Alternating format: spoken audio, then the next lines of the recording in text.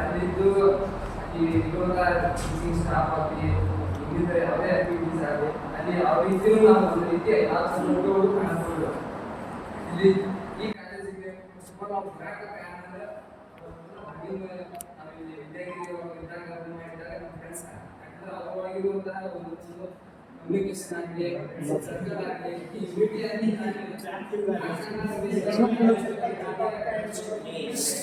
ಈ ಕಾಲೇಜಿಗೆ ವರ್ಗಾವಣೆ ಆಮೇಲಿಂದ ವರ್ಗಾವಣೆ ಆಗಬೇಕು.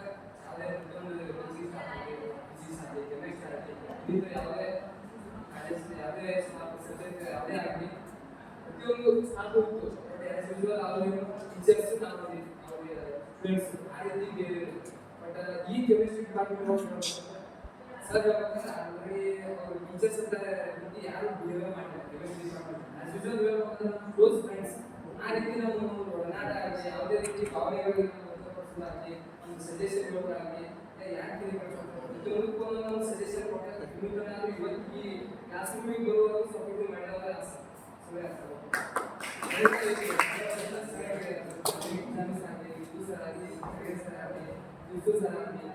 ಈ ಡಿಪಾರ್ಟ್ಮೆಂಟ್